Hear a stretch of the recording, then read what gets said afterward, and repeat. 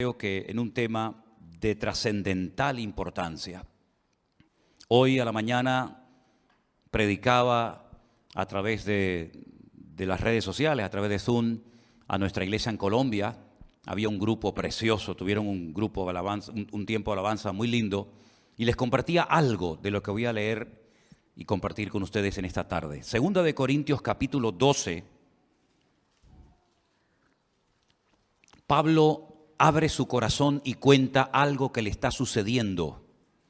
Si él no lo hubiera contado, nunca hubiéramos sabido este problema, entre comillas, que él estaba atravesando. No sabemos durante cuánto tiempo tuvo este aguijón o esta espina, como también se traduce en otras versiones, pero vamos a leer el porqué de este sufrimiento en relación a lo que hablábamos el jueves. ¿Cuáles son tus puntos fuertes y cuáles son tus puntos débiles? Leamos la palabra de Dios en 2 de Corintios 12:1. Aunque van a ver que él está hablando como si fuera de otra persona, en tercera persona, es él el que está contando una experiencia como si fuera otro hombre. Ciertamente no me conviene gloriarme, pero vendré a las visiones y a las revelaciones del Señor. Conozco a un hombre en Cristo, es él, que hace 14 años, si en el cuerpo no lo sé, si fuera del cuerpo no lo sé, Dios lo sabe, fue arrebatado hasta el tercer cielo, es decir, hasta la misma presencia de Dios. Y conozco al tal hombre, si en el cuerpo, fuera del cuerpo no lo sé, Dios lo sabe, que fue arrebatado al paraíso, donde oyó palabras inefables que no le es dado al hombre expresar. De tal hombre me gloriaré, pero de mí mismo en nada me gloriaré, sino en mis debilidades. Sin embargo, si quisiera gloriarme, no sería insensato, porque diría la verdad. Pero lo dejo, para que nadie piense de mí más de lo que en mí ve u oye de mí. Y para que la grandeza de las revelaciones no me exaltase desmedidamente, me fue dado un aguijón en mi carne, un mensajero de Satanás que me abofetee, para que no me enaltezca sobremanera. Respecto a lo cual 3 veces he rogado al Señor que lo quite de mí. Y me ha dicho: bástate mi gracia, porque mi poder se perfecciona en la debilidad. Por tanto, de buena gana me gloriaré más bien en mis debilidades, para que repose sobre mí el poder de Cristo. Por lo cual, por amor a Cristo, me gozo en las debilidades, en afrentas, en necesidades, en persecuciones, en angustias, porque cuando soy débil, entonces soy fuerte. ¿Cuántos dicen amén? Qué experiencia, ¿no? Qué experiencia tan tremenda. Estuvo en la misma presencia de Dios, en lo que él llama el tercer cielo o el paraíso, es lo mismo. Y dice que allí vio y escuchó cosas que el Señor nunca le permitió compartirlas. Ni con su palabra cuando visitaba las iglesias, ni en las cartas, sino que cuenta por encima la experiencia, pero que sin lugar a dudas tuvo que ser algo realmente tremendo. Cuando el jueves hablamos acerca de la importancia de reconocer nuestras debilidades, nuestros puntos débiles, yo quisiera dejar bien claro que una cosa es el sentirnos débil, incapaces, nerviosos, por una responsabilidad que tenemos por delante, como por ejemplo me está pasando a mí con esto de México, que se está creando una expectativa y se está haciendo toda una, como dice el pastor José Arena, una auténtica revolución que a mí como persona, como hombre, me tiene todo el día temblando. Porque estas cosas a mí sinceramente me ponen muy nervioso. Una cosa es sentirnos débiles, ya digo, incapaces de poder cumplir con esas responsabilidades tan enormes que Dios pone sobre nuestros hombros. Y es bueno sentirse así, porque así no pierdes el contacto con la tierra y no te crees bajo ningún concepto que que todo lo puedes y que todo lo sabes y que no hay nada que no puedas superar. Eso es una cosa. Y otra cosa muy diferente es el tema de las debilidades, en las cuales tenemos que trabajar mucho para que se conviertan con el paso del tiempo, con la ayuda del Señor, en puntos fuertes. Amén, hermanos. Si no mezclemos una cosa con otra, porque no tienen nada que ver. Los puntos débiles de nuestra vida no debemos de ocultarlos. Primeramente porque el Señor los conoce. Y como dijimos el día jueves, si esos puntos débiles no los reconocemos y se los entregamos al Señor, son auténticas amenazas en nuestro camino. Es como entrar en un terreno lleno de minas, que en cualquier momento puede salir por los aires porque no sabes dónde está el explosivo. Y ocultar los puntos débiles de nuestra vida. Permítame ponerles el ejemplo de cuando Faraón en Egipto dio un edicto que dijo que tenían que matar a todos los niños pequeños, lanzarlos al río Nilo para que se ahogaran. Dice la Biblia que una familia ocultó a su hijo durante 3 meses. Y estoy hablando nada más y nada menos que de Moisés. Es imposible ocultar a un bebé. En algún momento llora, en algún momento hace ruido. Y cualquier madre que ya hubiera tirado al río o lo hubieran tirado al río a sus hijos, al ver a la vecina con su hijo escondido, probablemente te podría delatar y decir, ¿por qué yo tengo que experimentar este dolor y tú tienes el gozo y la alegría de poder tener a tu hijo escondido? Pues en cierto sentido, tratar de ocultar los puntos débiles es como decía el salmista, ¿dónde huiré de tu presencia? ¿Dónde me esconderé de tu Santo Espíritu? Ya que todo Dios lo ve, lo conoce y lo sabe perfectamente. Es absurdo intentar ocultar nuestros puntos débiles, porque cuanto antes los reconozcamos y los confesemos, pidiéndole ayuda al Señor, antes podremos superarlos y vencerlos en el nombre del Señor. Tratar de ocultar un punto débil, una debilidad de nuestra carne, de nuestro carácter, de nuestra forma de ser, es como intentar ocultar un cadáver en casa. Tarde o temprano el olor va a salir por todas partes y es imposible ocultar la vida de un cadáver en casa. Los puntos débiles huelen a muerte, los puntos fuertes huelen a vida. Y la Biblia habla acerca de la carne, y cuando habla de la carne habla del ego, habla de lo que somos nosotros, de lo que éramos y practicábamos y creíamos y hablábamos y nos dominaba antes de conocer a Cristo. Gracias al Señor que ahora somos nuevas criaturas en Cristo Jesús, Señor nuestro. Las cosas viejas pasaron, he aquí todo es hecho nuevo. Pero el cristianismo no se vive con un cuerpo glorificado. El cristianismo, la vida cristiana no se vive sentado en el cielo, sino con los pies en la tierra y con el mismo cuerpo que teníamos antes de conocer al Señor.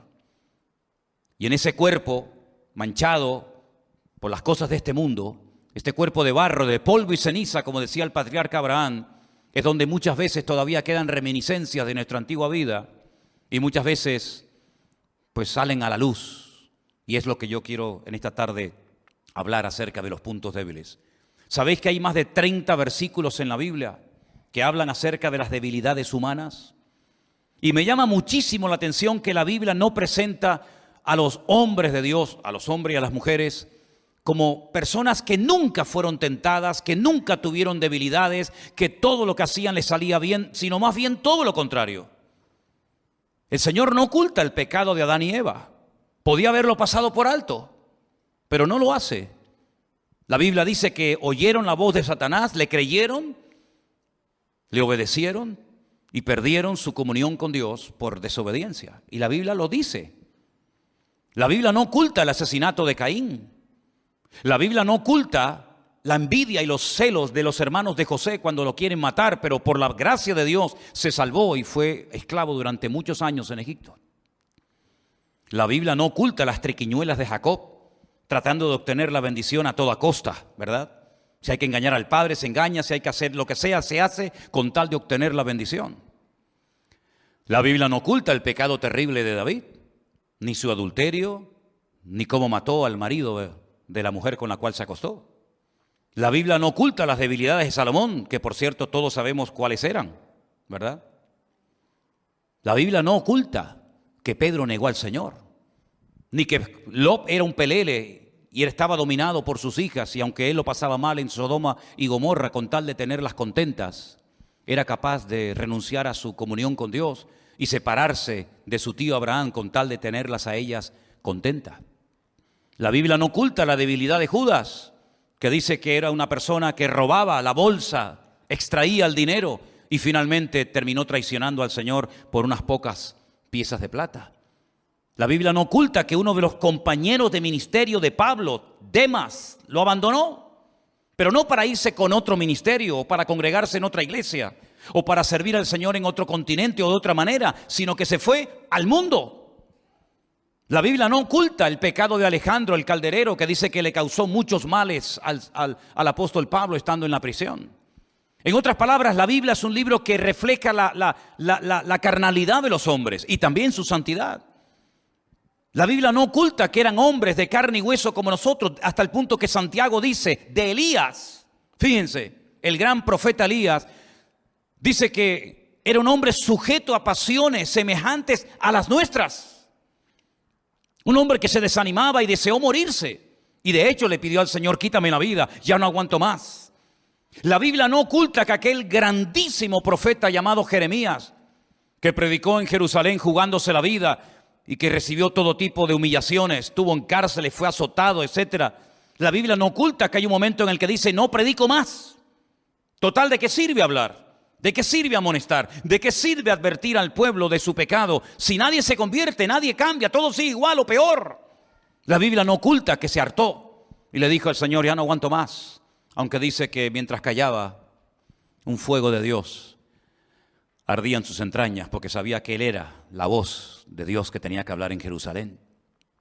Es decir, todos y cada uno de los personajes de la Biblia tuvieron sus puntos débiles, y tampoco la Biblia oculta que aquel grandísimo hombre de Dios que llegó a estar en el paraíso, que estuvo en la presencia de Dios viendo cosas que en la Biblia no se cuentan y oyendo cosas que no se le permitió contar, Dios permitió que llegara a su vida una espina, un aguijón, algo que le mantenía con los pies en la tierra, y dice que el propósito de ese aguijón era para que no me enalteciera sobremanera. En otras palabras, Pablo está diciendo claramente que si no hubiera tenido este aguijón, si no hubiera tenido esta limitación, probablemente hubiera caído en arrogancia, en orgullo, en exaltación desmedida de su persona. Y uno dice, ¿cómo es posible? Pablo, un hombre que habla del fruto del Espíritu, que habla del amor, de la paz, de la paciencia, de la benignidad, un hombre con tanta experiencia, un hombre tan usado, un hombre tan bendecido, con unas experiencias tremendas, un hombre que conoció al Señor de una forma espectacular, tuviera tendencia con estas experiencias sobrenaturales y genuinas de Dios al orgullo, al enaltecimiento. Pues ahí está, más claro agua. No vamos a tratar de explicar en qué consistía este aguijón o espina en la vida de Pablo, porque ¿para qué? Si ni siquiera él, que es el protagonista de esto, cuenta y dice exactamente de qué se trataba. Comenzamos a leer todo tipo de opiniones en los comentarios, que si era esto, que si era aquello, pero eso no es lo realmente importante. ¿Qué más da lo que era el aguijón de Pablo? ¿Qué más nos da a nosotros? Lo importante es ver el propósito, el objetivo por el cual Dios envió a la vida de Pablo este aguijón, esta limitación física o espiritual o de la índole que sea, para que no me enalteciera sobremanera. Luego Pablo está admitiendo clarísimamente que si no hubiera sido por esto que el Señor permitió en su vida, por lo cual rogó 3 veces y la respuesta del cielo fue, bástate mi gracia, porque mi poder se perfecciona en la debilidad, hubiera caído en el orgullo. Hubiera perdido muchas bendiciones si el Señor no le hubiera mandado este aguijón a su vida. Es interesante ver cómo la Biblia habla acerca de cómo somos seres humanos débiles. Por mucho tiempo que llevemos en el ministerio, por muchos años que llevemos en los caminos del Señor, todos somos débiles. Y todos tenemos muchas áreas en las que todavía la santidad de Cristo tiene que manifestarse mucho más. Amén, hermanos. Vamos a hacer un pequeño recorrido, no por todos los versículos que hablan del tema, pero sí vamos a escuchar algunos versículos que nos van a dar luz acerca de este tema de los puntos débiles de nuestra vida. Romanos capítulo 8, versículo 26 dice así: Y de igual manera, el Espíritu nos ayuda en nuestra debilidad, pues ¿qué hemos de pedir como conviene? No lo sabemos, pero el Espíritu mismo intercede por nosotros con gemidos indecibles. El Espíritu Santo tiene muchas funciones que llevar a cabo en la vida del creyente. Muchas. El Señor Jesucristo dijo en cierta ocasión: os veo tristes, porque ya sabéis que me voy. Pero os digo sinceramente que os conviene que yo me vaya. Porque si yo no me fuese, el Consolador, el Espíritu Santo, no vendría a vosotros. Pero cuando venga, Él os guiará a toda la verdad. Él tomará de lo mío y os lo hará saber.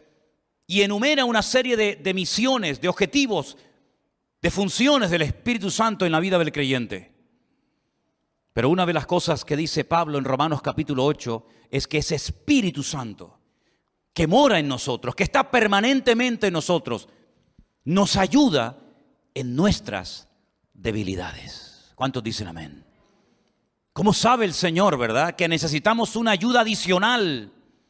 No solamente tener las ganas, no solamente reconocer, no solamente admitir y pedir ayuda, sino que el Espíritu Santo viene para ayudarnos en nuestras debilidades, para que sepamos cómo orar y no estar toda la vida luchando con lo mismo y no estar toda la vida siendo esclavos de algo o de alguien que nos roba la paz y la bendición que recibimos tal vez en un culto como este.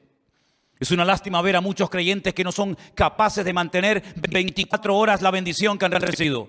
Siempre viene algo, siempre ocurre algo.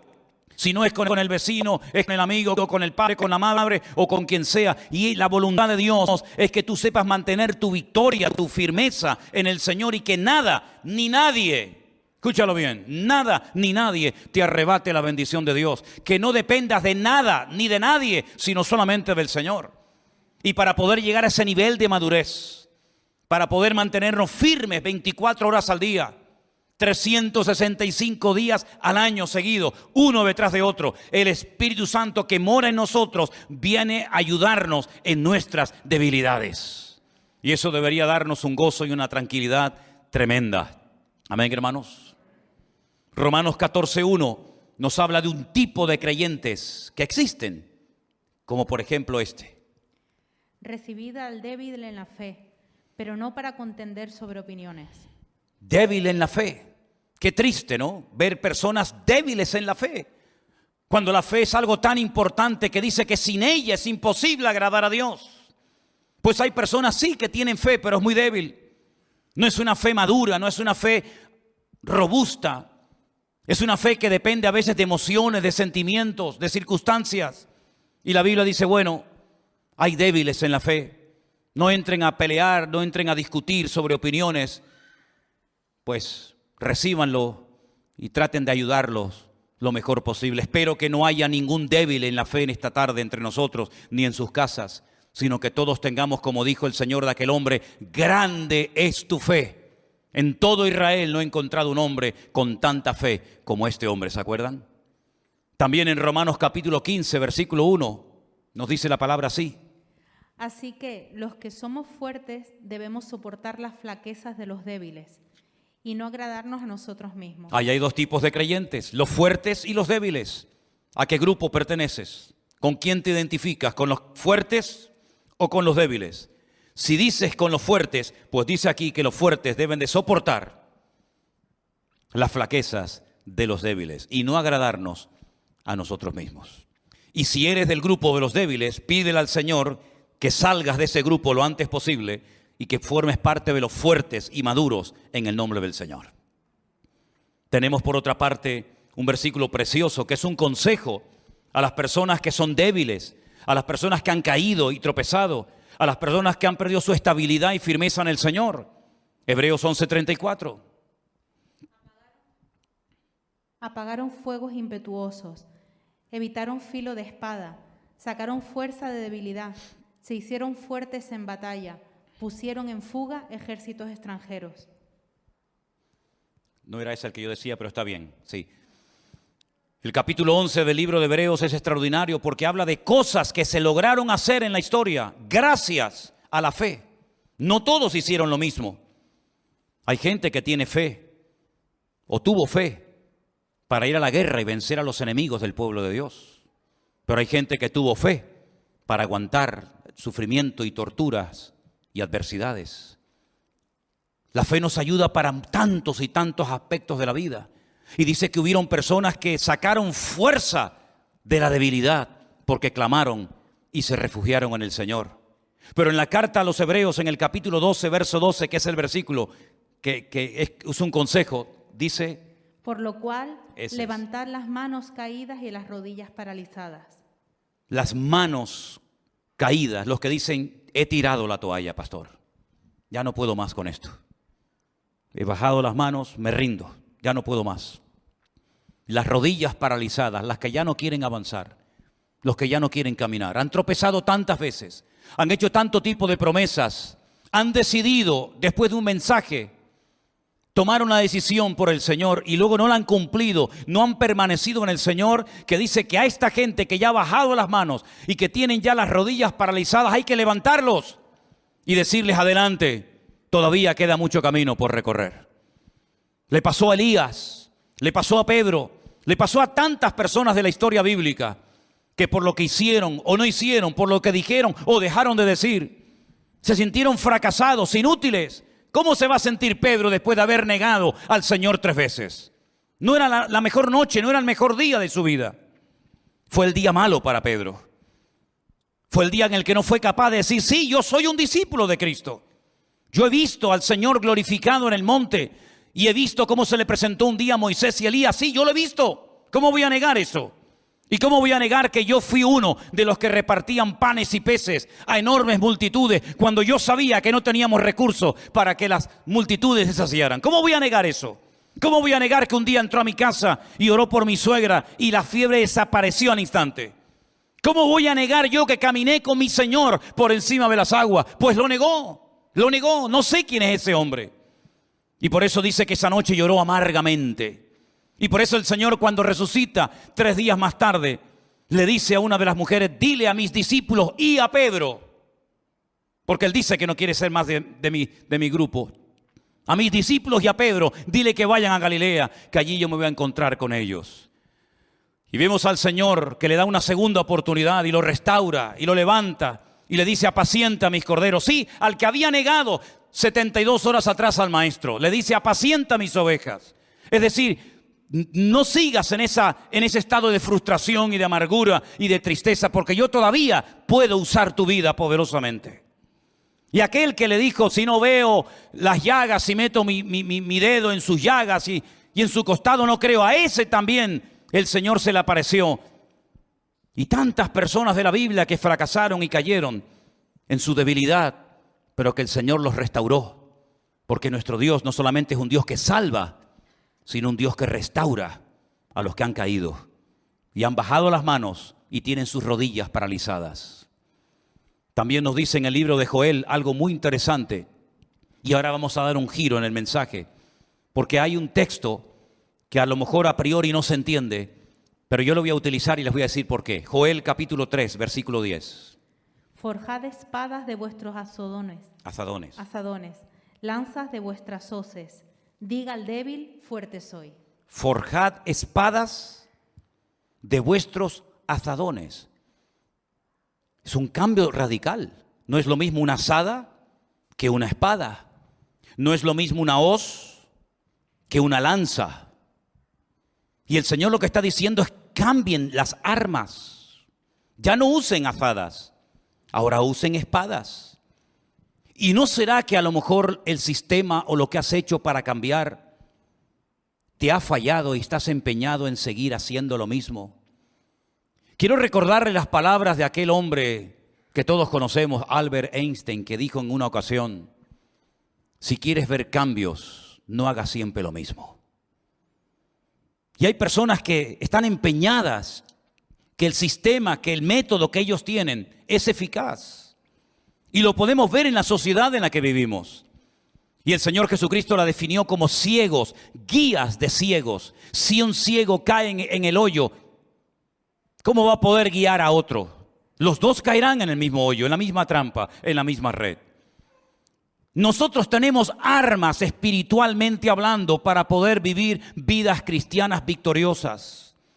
Piensa en qué has estado haciendo, qué has intentado, qué lugares has visitado, a qué sitios has ido.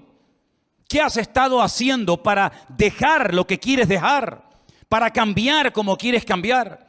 Porque si no lo has logrado, si no has obtenido éxito en esa empresa, en ese ejercicio, quiere decir que ha llegado el tiempo de cambiar tus armas. Le decía el Señor a los agricultores: dejen de trabajar en el campo y hagan espadas de vuestras azadas. Dejad la hoz y convertirlas en lanzas. En otras palabras, es un cambio de estrategia. Hay que tener una mentalidad diferente, actuar diferente. ¿Por qué? Porque aunque vivimos en la carne, no militamos según la carne. De poco sirve una hoz para ir a la guerra. De poco sirve una azada.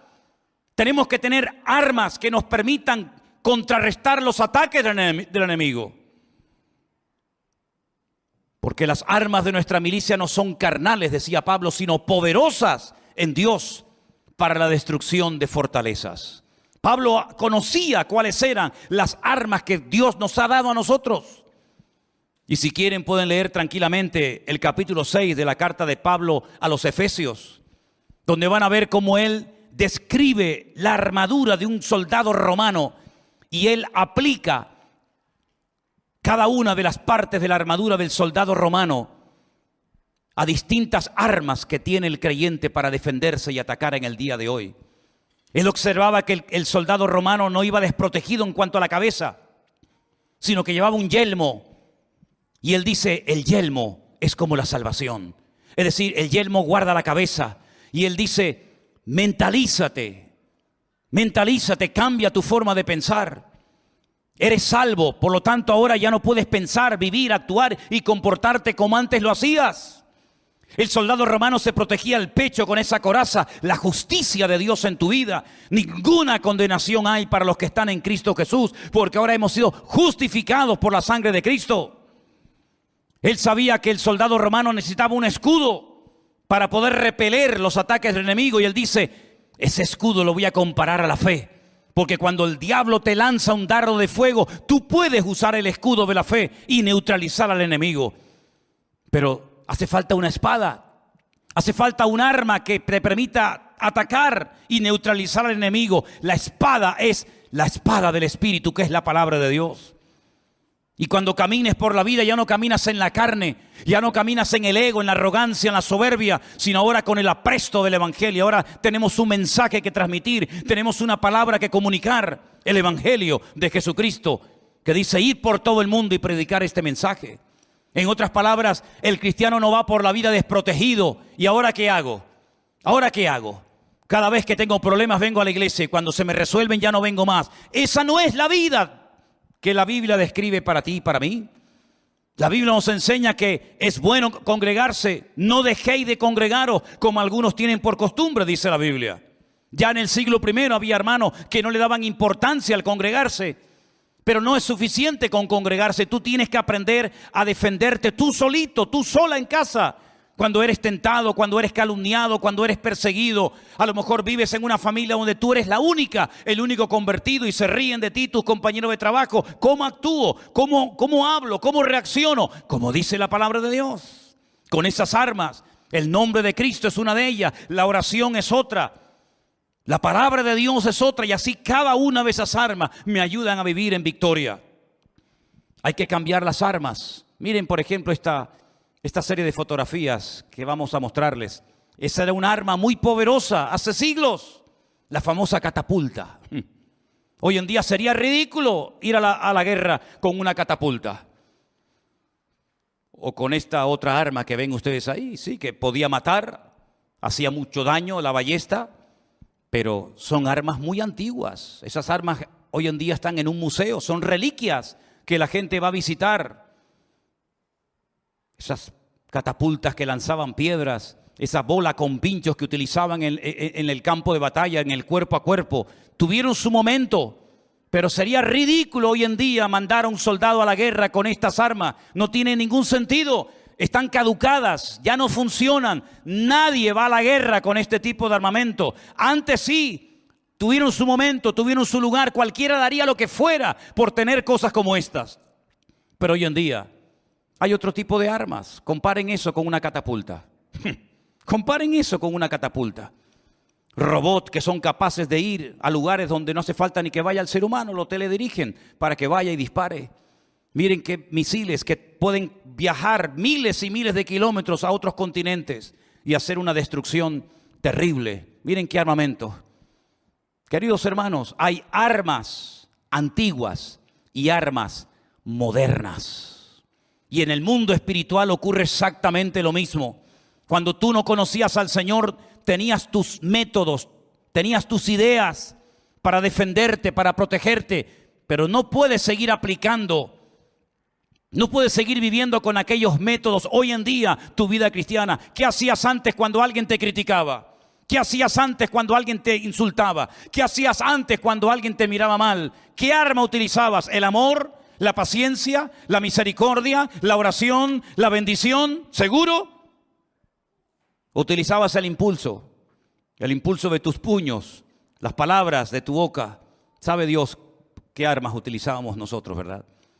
Pero ahora, aunque andamos en la carne, aunque estamos en este mundo, no militamos, no ejercemos en el ejército de este mundo, sino que ahora cuando recibimos ataques y presiones de todo tipo, de arriba, de abajo, incluso hasta de hermanos en Cristo, porque no solamente son los problemas que vienen de la calle, a veces también vienen desde adentro. Y se levantarán de entre vosotros, dice la Biblia, falsos profetas y falsos apóstoles y falsos hermanos. Por supuesto que sí, siempre lo ha habido y siempre lo sabrá.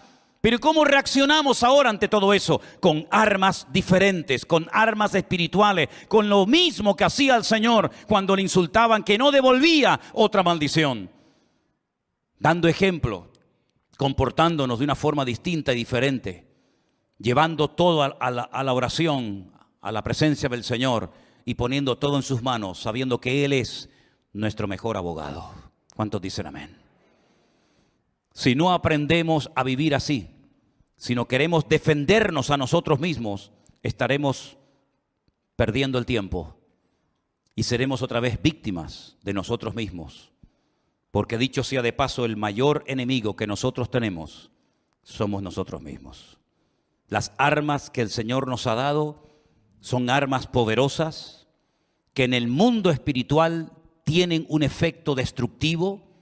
Fíjate, cuando oramos al Señor, estamos orando por personas de otros continentes, personas que nunca hemos visto sus rostros, pero que la oración, que no conoce fronteras, es capaz de llegar hasta ese hospital, hasta esa casa, y tocar a ese joven en esa cárcel o en esa circunstancia difícil en la que se encuentra. Y es un arma tremendamente poderosa que viaja de continente a continente, de país en país, y sobre todo cuando va ungida y respaldada por la palabra y por el nombre de Cristo. Esas son las armas que tenemos nosotros hoy en día. Antes, cuando tal vez no teníamos dinero, cuando no podíamos pagar las deudas, cuando nos echaban del trabajo, cuando no te pagaban lo que te habían prometido pagar, ¿verdad? Agarrabas al jefe por el cuello, le insultabas, lo querías denunciar, le querías pegar. Pero sin embargo ahora tenemos las promesas de Dios. Y en esas promesas el Señor nos dice: yo soy tu pastor y nada te faltará. Nada te faltará. Y a veces nos enfadamos con las personas. Y es como cuando nos golpeamos con el martillo un dedo. ¿Le ha pasado alguna vez a ustedes? ¿Alguna vez te ha pasado? Como duele, ¿eh? ¿Qué sentido tiene que insultes al martillo? ¿Qué sentido tienes que llames de todo al martillo? El martillo es simplemente el instrumento, pero el que se ha hecho daño eres tú utilizando ese instrumento. Y a veces no sabemos interpretar las cosas que ocurren. Pensamos que es el jefe que la tiene tomada conmigo, o el vecino de arriba. Pero ni una hoja de un árbol se cae sin permiso de Dios. Y cuando ocurre algo es porque detrás de ese algo nuestro Dios está hablando y está tratando de enseñarnos algo. Puedes pelear con el martillo, puedes pelear con la persona, pero detrás de la persona está nuestro Dios, que es el que ha permitido que esa persona te haga o te diga lo que te hace doler.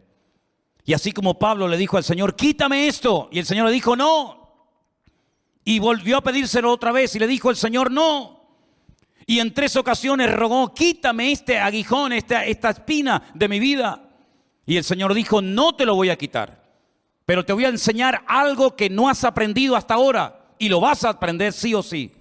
Que mi gracia, es decir, mi presencia en ti es más que suficiente. Y vas a aprender a gozarte, no solamente cuando te aplauden, sino también cuando te persiguen.